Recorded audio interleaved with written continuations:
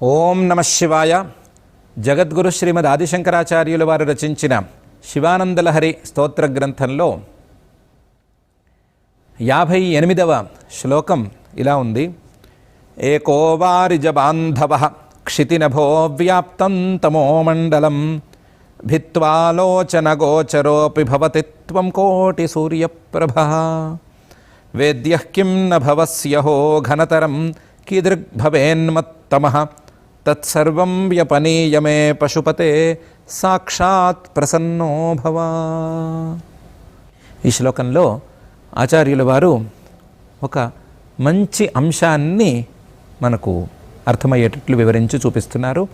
ఆ చూపించడంలో ఒక ప్రార్థనను కూడా కలిపి మనకు అలవాటు చేస్తున్నారు.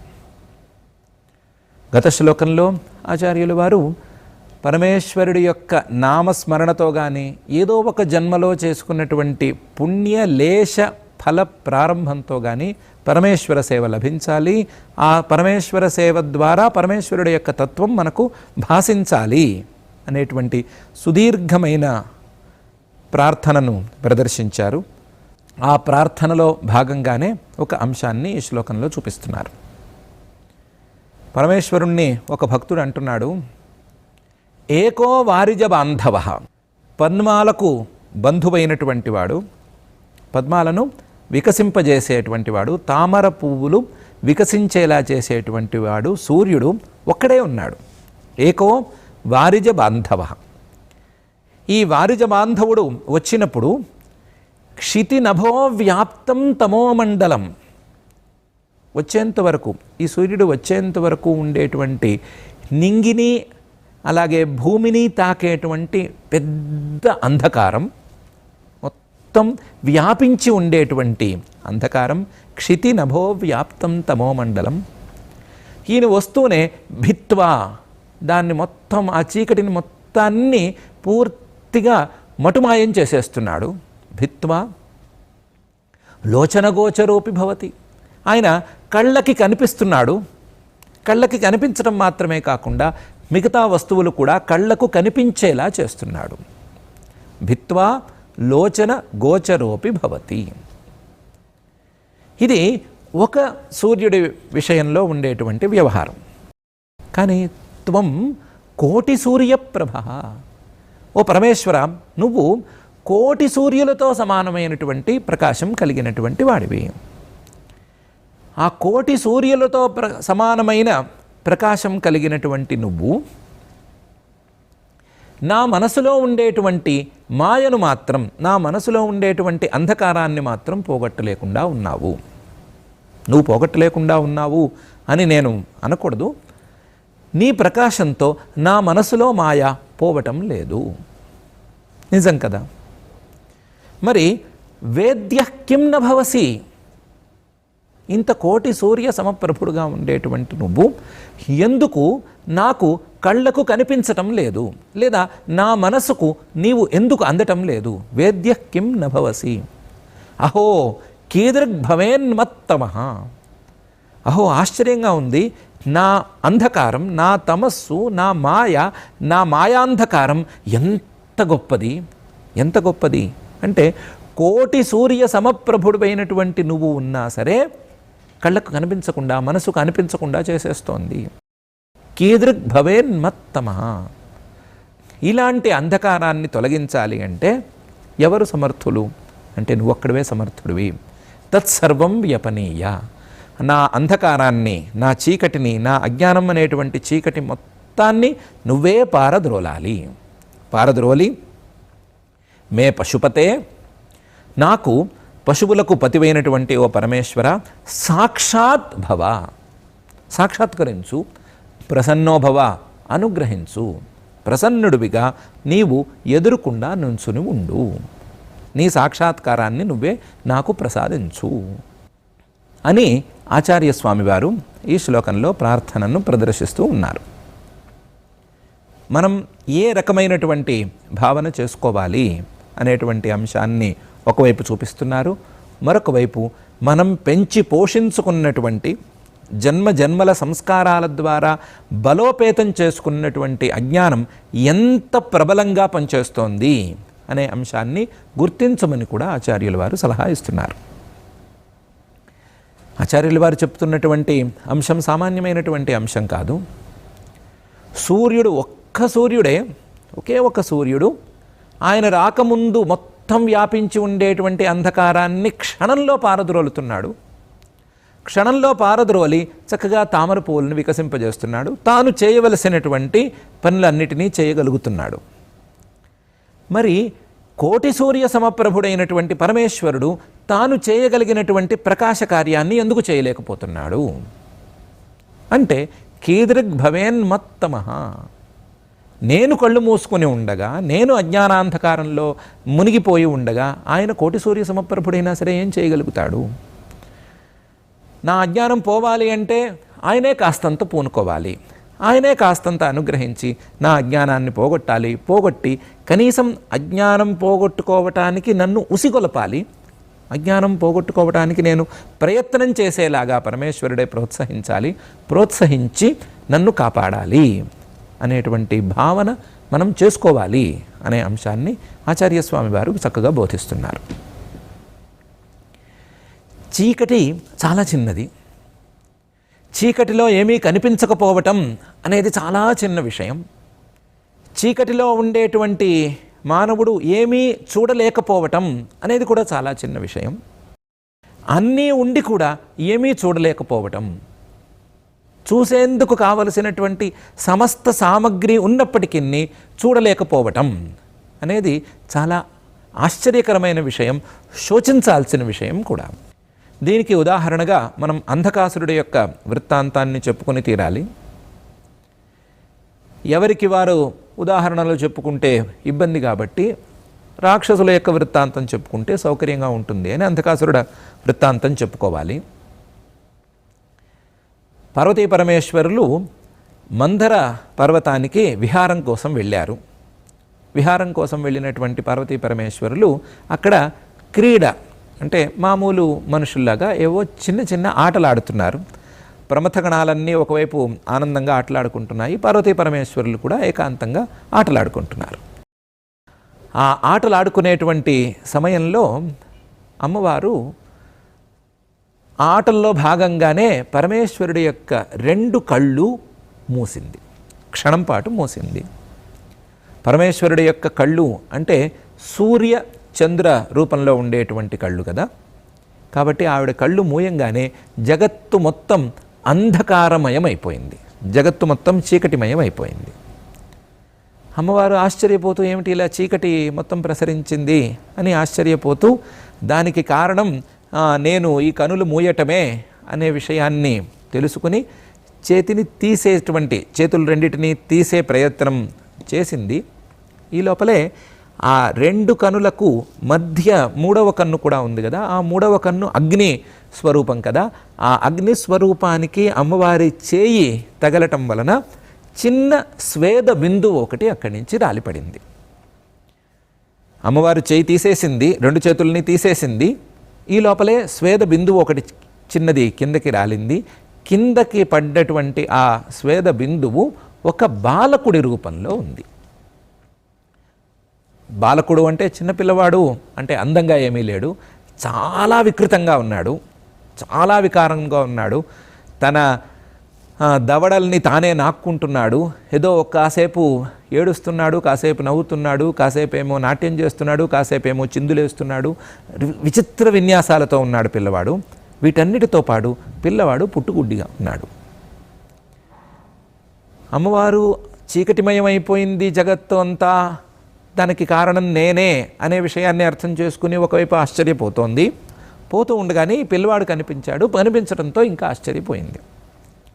పరమేశ్వరుడు మాత్రం చిన్నగా నవ్వి, నీవు తెలిసో చేశావో తెలియకుండా చేశావో కనులు మూసావు, సూర్యచంద్రుల్ని మూసేస్తే జగత్తంతా చీకటి కలగదా, చీకటితో పాటుగా ఈ స్వేదబిందువుకి పిల్లవాడు పుట్టాడు, నీ ద్వారా పుట్టాడు కాబట్టి, నీ కారణంగా పుట్టాడు కాబట్టి నీ పుత్రుడు కిందే లెక్క, నీ పుత్రుడే కాబట్టి నువ్వు కైలాసానికి వీడిని కూడా మనతో పాటు తీసుకొచ్చి ప్రేమగా పెంచుకోవలసింది అని చెప్పాడు. చెప్పడానికి కారణం కూడా చెప్పాడు. వికృతంగా ఉన్నాడు, రాక్షస లక్షణాలతో ఉన్నాడు, గుడ్డిగా ఉన్నా కూడా ఉన్నాడు, అయినా సరే నీ పిల్లవాడు అనేటువంటి ప్రేమతో నీవు ఇతన్ని పెంచవలసింది అని చెప్పాడు. అమ్మవారు కాదనలేదు. అమ్మవారికి పిల్లలు వికృతంగా ఉన్నారా, అందంగా ఉన్నారా, గుడ్డిగా ఉన్నారా, మరొక రకంగా ఉన్నారా అనేటువంటి తేడా లేదు. పిల్లవాడు అనుకున్న వెంటనే పిల్లవాడు పిల్లవాడే. కాబట్టి ఆ అంధకుడు అనేటువంటి పేరు కలిగిన అతనికి పరమేశ్వరుడే అంధకుడు అని పేరు పెట్టాడు. తన పిల్లవాడుగా అమ్మవారు అంగీకరించి కైలాసానికి తీసుకెళ్ళటానికి కూడా ఉద్యుక్తురాలైంది. మందర పర్వతంలో చేయవలసినటువంటి పనులన్నీ పూర్తయిపోయినాయి. మళ్ళీ కైలాసానికి వచ్చేశారు. కైలాసంలో ఈ అంధకుణ్ణి పెంచుతూ ఉండగా హిరణ్యాక్షుడు, మనకు తెలిసిన హిరణ్యాక్ష హిరణ్యకశిపుల సోదరులలో ఒకడు, అతను తపస్సు చేశాడు. పరమేశ్వరుని గురించి తపస్సు చేసి పరమేశ్వరుణ్ణి ప్రత్యక్షం చేసుకుని ఏవేవో వరాలు అడగవలసిన వరాలన్నీ అడిగి వాటితో పాటుగా నాకు చాలా బలవంతుడైనటువంటి కుమారుడు కావాలి, ఆ కుమారుణ్ణి అనుగ్రహించు అని ప్రార్థించాడు. ప్రార్థిస్తే పరమేశ్వరుడు నవ్వి అన్నాడు, నీకు నీ యోగానికి పిల్లవాడు కలిగేందుకు అవకాశం లేదు, కానీ నన్ను అడిగావు కాబట్టి నీకు సాక్షాత్తుగా పిల్లవాడిని ప్రసాదిస్తున్నాను. నా దగ్గర ఓ పిల్లవాడు సిద్ధంగా ఉన్నాడు, ఆ పిల్లవాడిని నీకు ఇస్తున్నాను, నువ్వు జాగ్రత్తగా పెంచుకోవలసింది అని చెప్పి ఈ అంధకుణ్ణి తీసుకెళ్ళి ఆ హిరణ్యాక్షుడి చేతుల్లో పెట్టేశాడు. నీ పిల్లవాడు నువ్వు పెంచుకో అని. హిరణ్యాక్షుడు మిగతా విషయాల్లో ఎలా ఉన్నా భక్తి విషయంలో తగ్గేటువంటి వాడు కాడు. అందువలన ఈ పిల్లవాడేంటి ఇలా ఉన్నాడు, పుట్టుగుడ్డిగా ఉన్నాడు, నాకు వీడిని అంటగట్టావేమిటి, ఇలాంటి ప్రశ్నలు ఏం వేయకుండానే అంధకుణ్ణి తన ఇంటికి తీసుకెళ్ళిపోయాడు. ఆ తర్వాత జరిగినటువంటి పరిణామాల్లో హిరణ్యాక్షుడు ఈ భూమిని నీటిలో ముంచేయటం, పాతాళానికి తీసుకెళ్ళటం, విష్ణువు వరాహ అవతారం ఎత్తి హిరణ్యాక్షుడిని సంహరించడం, ఇది జరిగిపోయింది. ఆ హిరణ్యాక్షుడు సంహరింపబడ్డాడు అని విన్న తర్వాత హిరణ్యకశిపువుకి కోపం రావటం, ఆ కోపంతో ఆయన హరిద్వేషం పెంచుకుని దాని ద్వారా ఏవేవో పనులు చేయటం, చివరికి నరసింహావతారాన్ని ధరించి శ్రీమన్మహావిష్ణువు హిరణ్యకశిపుని సంహరించటం, ఇది కూడా జరిగిపోయింది. ప్రహ్లాదుడు మొదలైనటువంటి వాళ్ళు రాజ్యం చేయటం, ఇవన్నీ కూడా జరిగిపోయినాయి. ఈ అంధకుడు ఈ హిరణ్యాక్షుడి ఇంట్లో పెరుగుతున్నాడు. హిరణ్యాక్షుడు లేని కాలంలోనూ హిరణ్యాక్షుడు ఇంట్లో పెరుగుతున్నాడు. ఈ ప్రహ్లాదుడు రాజ్యం ఇవన్నీ అయిపోయిన తర్వాత ఆ అంధకుణ్ణి ఇంట్లో ఉన్న వాళ్ళందరూ వెక్కిరించడం మొదలుపెట్టారు. ఏమని వెక్కిరించడం మొదలుపెట్టారు? పేరుకి పెద్ద శివప్రసాదం ద్వారా లభించిన వాడివి నువ్వు, ఎంత వికారంగా ఉన్నావు అని నిన్ను చూస్తే తెలుస్తుంది. పాపం నీకు ఆ వికారాన్ని చూసుకునేటువంటి అర్హత కూడా లేదు, ఎందుకంటే నీకు కళ్ళు లేవు, పేరుకు తగిన వాడివి నువ్వు. నీలాంటి వాణ్ణి రాక్షసులు ఎలా అంగీకరిస్తారు? రాక్షసులు ఇప్పుడు రాజు కోసం వెతుకుతున్నారు, ఆ రాక్షసరాజుగా నువ్వు ఎందుకు పనికిరావు? పేరుకు హిరణ్యాక్షుడికి కొడుకువి కానీ నువ్వు రాక్షస రాజ్యానికి అర్హుడివి కావు అని రకరకాలుగా వికరించడం మొదలుపెట్టారు. దాంతో అంధకుడికి కోపం వచ్చింది. కోపం వచ్చి ఎవరికీ చెప్పకుండా ఒకరోజు రాత్రి ఎక్కడికో వెళ్ళిపోయి ఏకాంత ప్రదేశం చూసుకుని ఏకాంత ప్రదేశంలో తీవ్రమైన తపస్సును చేయడం ప్రారంభించాడు. ఆ తీవ్రమైన తపస్సుకి బ్రహ్మగారు ప్రత్యక్షమయ్యాడు. ప్రత్యక్షమయ్యి ఏం కావాలి అని వరాలను కోరుకోమన్నాడు. కోరుకోమంటే యథాప్రకారం అంధకుడు కూడా నాకు ఎవరితోనో మరణం ఉండరాదు అనే వరాన్ని కోరుకున్నాడు. కోరుకుంటే బ్రహ్మగారు అలా కోరుకోవడానికి వీల్లేదు, మరణం అనేది లేకుండా ఉండటం అనేది ఎవరో ఇచ్చేది కాదు, దాని పేరు అమృతత్వం. ఆ అమృతత్వాన్ని తత్వజ్ఞానంతో సాధించుకోవాలే కానీ వరంలాగా పొందటం అనేది ఎవరి వల్ల సాధ్యం కాదు. మరణం లేకుండా ఒకే శరీరంలో ఉండటం అనేది ఎవరికీ అయ్యే పని కాదు. కాబట్టి దీన్ని ఇలా నీకు ఇవ్వలేను, నువ్వేమైనా వేరే రకంగా కోరుకుంటే కోరుకోవచ్చు. ఏదో ఫలానా వారి ద్వారా నేను మరణించకూడదు అనైనా కోరుకోవచ్చు, లేదా ఫలానా వారి ద్వారా నేను మరణించవచ్చు అనైనా కోరుకోవచ్చు. అంతే తప్ప మరణం లేకుండా వరం ఇవ్వు అని మాత్రం కోరుకోవడానికి వీల్లేదు అని తేల్చి చెప్పేశాడు ఆయన. ఈ అంధకుడు ఆలోచించి, నేను కోరుకోరాని స్త్రీని ఎప్పుడైనా కోరుకుంటే అప్పుడు నాకు మరణం సంభవించుగాక అని వరాన్ని కోరుకున్నాడు. ఇతనికి నమ్మకం ఏంటంటే, నేను ఇంత తీవ్రమైనటువంటి తపస్సు చేశాను, ఇంత తీవ్రమైన తపస్సు చేయాలి అంటే కావలసినటువంటి ఇంద్రియ నిగ్రహం నాకుంది, నాకుంది అంటే నాకు ఇంద్రియ నిగ్రహం ఉన్నంత వరకు నేను కోరుకోరాని స్త్రీని ఎప్పుడూ కోరుకోను కాబట్టి నాకు మరణం రాదు అని ఇతనికి ధైర్యం. ఆ ధైర్యంతో నేను కోరుకోరాని స్త్రీని కోరుకున్నప్పుడు నాకు మరణం సంభవించుగాక, అలాంటి స్త్రీతో నాకు మరణం వచ్చుగాక, స్త్రీ ద్వారా కానీ స్త్రీతో కానీ ఎలాగైనా వచ్చుగాక, నేను కోరుకోరాని స్త్రీని కోరుకున్నప్పుడే నాకు మరణం అని కోరుకున్నాడు. బ్రహ్మగారు నవ్వి చాలా చక్కగా తెలివిగా అన్నావు, తప్పకుండా తీసుకో, దాంతోపాటు నువ్వు అడిగినా అడగకపోయినా నీకు కళ్ళు కూడా ఇచ్చేస్తున్నాను, తీసేసుకో అని చెప్పి కళ్ళను కూడా ప్రసాదించేశాడు. కళ్ళను కూడా ప్రసాదించి నువ్వు ఈ ముల్లోకాలను గెలవగలవు అని కొత్త వరాన్ని కూడా ప్రకటించాడు. అంధకుడేమో నేను ఇంత ఉపవాసాలు చేసి ఉన్నాను, తపస్సులో కృషించిపోయి ఉన్నాను, ఈ శరీరంతో వెళ్ళి నేను ఈ యుద్ధం ఏం చేస్తాను, ఇంత వికారమైనటువంటి రూపంతో వెళ్ళి రాజ్యం ఏం చేస్తాను, అదేం వరము అని అడిగాడు. అడిగితే బ్రహ్మగారు అదేం పెద్ద విషయం కాదు అని ఒకసారి తడిమారు. తడిమేసరికి ఇతనికి సుందర రూపం కూడా వచ్చింది, బలిష్టమైనటువంటి శరీరం ఏర్పడింది. ఆ బలిష్టమైన శరీరంతో ముల్లోకాలని గెలవమని పంపించేశారు బ్రహ్మగారు అంతర్ధానమైపోయారు. ఈ అంధకుడు ఇంకా లోకాల మీద పడ్డాడు.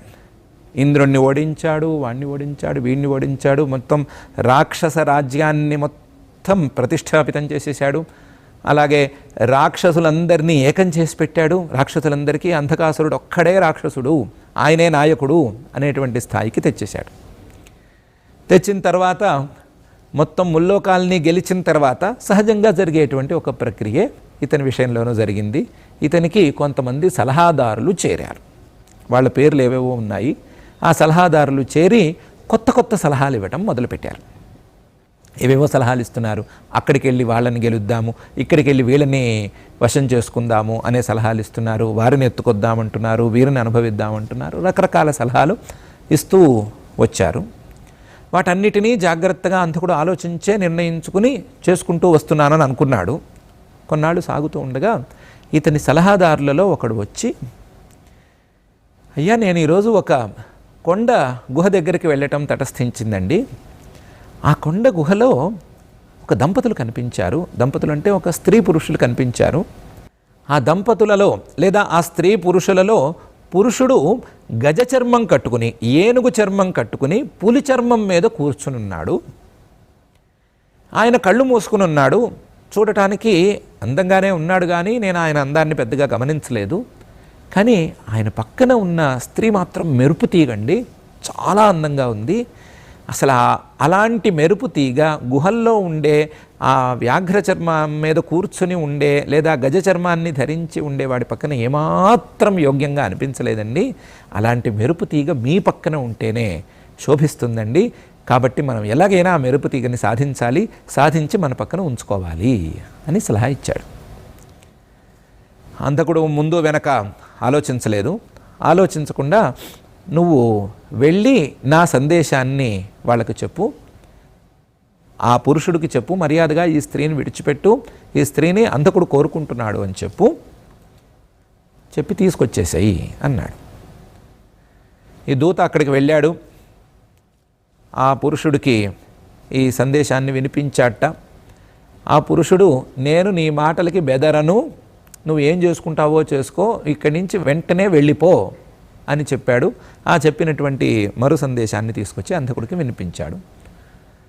అంధకుడికి చాలా కోపం వచ్చింది. కోపం వచ్చి సైన్యాన్ని పంపించాడు. సైన్యాన్ని పంపించేసరికి అక్కడ వాళ్ళిద్దరే ఉన్నారు అని అనుకున్న వాళ్ళకి ఆశ్చర్యంగా ఎవరెవరో యుద్ధానికి వచ్చేస్తున్నారు. అందులో ఒక పెద్ద వృషభం అంటే నంది యుద్ధానికి దిగాడు. ఆ నంది యుద్ధానికి దిగినవాడు భీకరంగా యుద్ధం చేస్తున్నాడు, రాక్షసులందరినీ సంహరిస్తున్నాడు. యుద్ధం చాలా తీవ్ర స్థాయికి వెళ్ళిపోయింది. ఈ తీవ్ర స్థాయికి యుద్ధం వెళ్ళిపోయినప్పుడు పులిచర్మం మీద కూర్చున్నటువంటి పరమేశ్వరుడు పార్వతీ అమ్మవారిని చూసి నవ్వి, నీ పుత్రుడు వాడు తాను కోరుకోరాని స్త్రీని కోరుకున్నప్పుడు మరణం కావాలి అని వరం కూడా అడిగాడు. ఆ వరానికి తగ్గట్టుగా ఈరోజు నిన్ను కోరుకున్నాడు. ఇంకా వాడికి మరణం సంప్రాప్తించింది. కాకపోతే వాడికి చేసుకున్నటువంటి తపస్సుకు ఫలితాన్ని అనుభవించే సమయం ఇంకా ఉంది. సమయం నడుస్తూ ఉండాలి, ఆ పరిపాకం అనేది కావాలి. కాబట్టి నేను కొన్నాళ్ళు కనిపించకుండా ఎక్కడికో వెళ్ళి నేను ఏదో పాశుపత వ్రతం అనే వ్రతం ఉంది, దాన్ని చేసుకొస్తాను, అంతవరకు ఇక్కడే ఉండు అని చెప్పి ఈ గుహలోనే అమ్మవారిని ఉంచేసి ఈ యుద్ధం జరుగుతూ ఉండగానే అక్కడి నుంచి వెళ్ళిపోయాడు. యుద్ధం నడుస్తోంది, నందీశ్వరుడు చాలా తీవ్రంగా యుద్ధం చేస్తున్నాడు. అయినా సరే అంధకుడు సాక్షాత్తుగా దూకి అతను కూడా తీవ్రమైన యుద్ధం చేసి నందీశ్వరుణ్ణి పడగొట్టేశాడు. ఈ నందీశ్వరుడు ఏం చేశాడు, తెలివిగా ఈ గుహద్వారంలో అడ్డంగా పడుకుని పడిపోయాడు. పడిపోయేటువంటి సందర్భంలో కూడా గుహద్వారానికి అడ్డంగా పడిపోయాడు. ఆ నందీశ్వరుణ్ణి దాటి ఎవరూ గుహలోకి ప్రవేశించలేకుండా చేశాడు. యుద్ధం ఇలాగే మలుపులు తిరుగుతోంది. ఈ లోపల నందీశ్వరుడు లేవటం, మళ్ళీ యుద్ధం చేయటం, ఇవన్నీ జరుగుతోంది. అమ్మవారికి ఏమో ఒక్క క్షణం టెన్షన్ అనేది పుట్టుకొచ్చింది. ఏంటిలా పరమేశ్వరుడేమో కనిపించడం లేదు, యుద్ధం ఏమో దగ్గరకు వచ్చేస్తోంది, లోపలికి కూడా వచ్చేస్తోంది, ఎలా ఏమిటి అని అమ్మవారు కూడా ఒక్క క్షణం ఆలోచించింది. ఈ లోపల బ్రహ్మ విష్ణువులు ఇద్దరు దిగారు. అలాగే బ్రాహ్మి, మాహేశ్వరి, కౌమారి వీళ్ళందరూ దిగారు. దిగి వాళ్ళందరూ కూడా యుద్ధం ప్రారంభించారు. యుద్ధం ప్రారంభించి వాళ్ళందరూ యుద్ధం చేస్తూ ఉండగానే పరమేశ్వరుడు ఒక క్షణం ప్రత్యక్షమయ్యాడు. ప్రత్యక్షమయ్యి ఒకే ఒక దెబ్బకి తన త్రిశూలానికి ఈ అంధకాసురుణ్ణి గుచ్చాడు. గుచ్చి పైకెత్తాడు. పైకెత్తి కొన్ని సంవత్సరాల పాటు, అంటే దేవమానం ప్రకారమో లేదా పురాణ భాష ప్రకారమో కొన్ని వేల సంవత్సరాల పాటు ఆ త్రిశూలాగ్రాన్ని వాడిని అలాగే ఉంచేశాడు. ఉంచేసేసరికి ఆ అంధకాసురుడి యొక్క రక్త మాంసాలు ఇవన్నీ కూడా పూర్తిగా శుష్కించిపోయినాయి. ఏమీ లేని పరిస్థితి ఏర్పడింది. ఆ పరిస్థితిలో అంధకాసురుడికి పూర్తిగా జ్ఞానోదయమైంది. జ్ఞానోదయమయ్యి పైనుంచే పరమేశ్వరుణ్ణి ప్రార్థించాడు. నాకు ఇప్పుడు అర్థమైంది, నేను కోరుకోరాని స్త్రీని కోరుకున్నప్పుడు నాకు మరణం అని నేనే అడిగాను. కోరుకోరాని స్త్రీ అంటే నా తల్లి ఆ పార్వతీ అమ్మవారు, ఆవిడనే కోరుకున్నాను కాబట్టి నాకు మరణకాలం అనేది వచ్చింది. కానీ నువ్వు మరణాన్ని నాకు ప్రసాదించకుండా ఇలా ఎందుకు అట్టిపెట్టావు అనే విషయం నాకు తెలియటం లేదు. దాన్ని తెలిపి నాకు మరణాన్ని ప్రసాదించవలసిందిగా ప్రార్థన అని పైనుంచే అడిగాడు. అడిగితే పరమేశ్వరుడు చెప్పాడు, ఏం లేదురా అబ్బాయి, అందరూ కళ్ళు తెరిచి చూస్తే మాకేదో కనిపిస్తోంది అని అనుకుంటారు. కళ్ళు తెరిచి చూసినంత మాత్రాన వస్తువులేమీ తెలియటం లేదు. ఎందుకంటే ఆ వస్తువుల యొక్క తత్వం వారికి అర్థం కావటం లేదు. వస్తువుల యొక్క తత్వం తెలియాలి అంటే ఆ తెలియటానికి అడ్డంగా ఉండేటువంటి మాయ తొలగాలి, అజ్ఞానం అనేటువంటి అంధకారం తొలగాలి. ఆ అంధకారం తొలగటానికి చిహ్నంగా, అజ్ఞానం తొలగింది అనటానికి చిహ్నంగా వారికి ఆ వస్తుతత్వజ్ఞానం తెలియటం, కొద్ది కొద్దిగా తెలియటం అనేది ప్రారంభమవుతుంది. రెండూ ఏకకాలంలోనే జరుగుతాయి. నీ విషయంలో జరిగింది ఏమిటి అంటే, నీవు అంధుడిగా ఉన్నప్పుడు నీకేం ప్రమాదం రాలేదు. కైలాసంలోనూ సుఖంగానే ఉన్నావు, హిరణ్యాక్షుడి ఇంట్లోనూ సుఖంగానే ఉన్నావు. కానీ ఎప్పుడైతే నీకు కళ్ళు వచ్చాయో అప్పుడు నీకు ప్రమాదం ప్రారంభమైంది. కళ్ళు రాకముందు ఇంద్రియ నిగ్రహంలో నన్ను మించిన వాడు లేడు అని నువ్వు పొగరుగా ఉన్నావు. అందుకనే నేను కోరుకోరాని స్త్రీని కోరుకున్నప్పుడు నాకు మరణం అనేటువంటి వరాన్ని కోరుకున్నావు. కానీ కళ్ళు వచ్చిన దగ్గర నుంచి ఆ విషయం మర్చిపోయావు. కళ్ళు ఉండటం, కళ్ళతో చూడగలగటం అనేది ప్రధానమా, లేకపోతే కళ్ళను మించి వస్తుతత్వాన్ని చూడటం అనేది ప్రధానమా? నీ విషయంలో ఏం జరిగింది? ఒక స్త్రీని చూశావు, విన్నావు, చూశావు, ఏదో జరిగింది. కానీ ఆ స్త్రీ తాలూకు తత్వం, నీ తల్లి అనేటువంటి తత్వం నీకు కనిపించలేదు లేదా వినిపించలేదు. ఎవరుంటారు గుహల్లోనూ? గుహావాసి ఎవరు? గిరీశుడు ఎవడు? ఆ వ్యాఘ్ర చర్మాన్ని కట్టుకున్నవాడు ఎవడు? వ్యాఘ్ర చర్మాన్ని కట్టుకుని పులి చర్మం మీద కూర్చున్నవాడు ఎవడు? ఆయన పక్కన ఉండేటువంటి స్త్రీ ఎవరు అని నీకెందుకు తోచలేదు? తోచకపోవటానికి కారణం నీ మనసులో ఉండేటువంటి అంధకారం. ఆ అంధకారం పోయేంత వరకు నీకు నా తత్వజ్ఞానం కలగదు అని నీకు తెలియచెప్పడానికి ఇంతకాలం ఆపాను రా అబ్బాయి. నీవు కళ్ళు లేనప్పుడు అంధుడివి కావు. కనులు వచ్చిన తర్వాతే నువ్వు అంధుడివయ్యావు. కనులు వచ్చిన తర్వాతే నీలో ఉండేటువంటి అజ్ఞానాంధకారం ఈ అహంకారంతో క్రమక్రమంగా పెరుగుతూ వచ్చింది. దానికి ఫలితంగా ఇప్పుడు నువ్వు ఈ మరణాన్ని అనుభవించబోతున్నావు అనే విషయం నీకు తెలియచెప్పాలి అని ఆగాను. నీ ఒంట్లో కాస్త కండకావరం ఉంది కాబట్టి అది దిగేంత వరకు ఆగుదాము అని ఆగాను. నువ్వు కోరుకున్న వరం ప్రకారం, నీ కోరిక ప్రకారమే ఇప్పుడు నీకు మరణం సంభవిస్తోంది అని చెప్పి మరణాన్ని ప్రసాదించాడు అని పురాణగాథ మనకు తెలియచెప్తోంది. కాసిన్ని తేడాలతో ఈ ఉపాఖ్యానం రకరకాల సందర్భాలలో మనకు లభ్యంగా ఉంది. కానీ అన్ని సందర్భాలలోనూ ప్రధానమైనటువంటి అంశం మానసికమైనటువంటి అంధకారం లేదా తత్వాన్ని ఆవరించి ఉండేటువంటి అంధకారం, తత్వాన్ని కనబడనివ్వకుండా చేసే, తత్వాన్ని తెలుసుకోనివ్వకుండా చేసేటువంటి అంధకారం చాలా ప్రమాదకరం. అటువంటి ప్రమాదకరమైనటువంటి అంధకారాన్ని అందరూ తొలగించుకోవాలి. ఆ ప్రమాదకరమైనటువంటి అజ్ఞానాంధకారాన్ని తొలగించుకోవటానికి అందరూ ప్రయత్నం చేసి తీరాలి అనేటువంటిది అన్ని సందర్భాల్లోనూ ప్రధానమైనటువంటి అంశం. ఆ అంశాన్ని దృష్టిలో ఉంచుకుని కీదృగ్భవేన్మత్తమః, నా యొక్క అంధకారం, అజ్ఞానాంధకారం ఎంత తీవ్రంగా ఉంది, అంధకుడిలాగా నేను ప్రవర్తిస్తున్నానేమో, అంధకుడిలాగా నేను ప్రవర్తిస్తే నా పరిస్థితి ఏంగాను అనేటువంటి భయం మనలో మొదలవ్వాలి. మనలో ఆ అజ్ఞానాంధకారాన్ని తొలగించుకోవాలి. ఆ అజ్ఞానాంధకారం చాలా ప్రమాదకరం అనేటువంటి విషయం మనలో ఎంతో కొంత కాస్తంతైనా సరే తెలుసుకునే పరిస్థితికి రావాలి. ఆ అజ్ఞానాంధకారం తొలగించుకునేందుకు మనం ప్రయత్నాన్ని ప్రారంభించుకోవాలి. ఆ ప్రయత్నాన్ని పరమేశ్వరానుగ్రహ సాధక రూపంలో మనం ముందుకు తీసుకువెళ్ళాలి అనేటువంటి అభిప్రాయాలన్నిటినీ వ్యక్తం చేస్తూ ఆచార్యస్వామి వారు ఏకో వారిజబాంధవ క్షితి నభో వ్యాప్తం తమోమండలం భిత్వా లోచన గోచరోపి భవతి త్వం కోటి సూర్య ప్రభ వేద్యః కిం న భవస్యహో ఘనతరం కీదృగ్భవేన్మత్తమః. ఎంత నిబిడంగా, ఎంత ఘనంగా నా యొక్క అజ్ఞానాంధకారం ఉంది. ఘనతరం కీదృగ్భవేన్మత్తమః తత్సర్వం వ్యపనీయ మే పశుపతే సాక్షాత్ ప్రసన్నో భవ అనే ఈ ప్రార్థనను మనం చేసుకోవలసినటువంటి ప్రార్థనను ఆచార్యస్వామి వారు తెలియచేస్తున్నారు. మనం అలా ప్రార్థన చేసుకుని మనలో ఉండేటువంటి అజ్ఞానాంధకారం తొలగిపోవాలి అని ఆ పరమేశ్వరుణ్ణి ప్రార్థించుకొని దానికోసం చేయవలసినటువంటి ప్రయత్నాన్ని ప్రారంభించుకునేటువంటి దృష్టిని సాధించుకుందాం.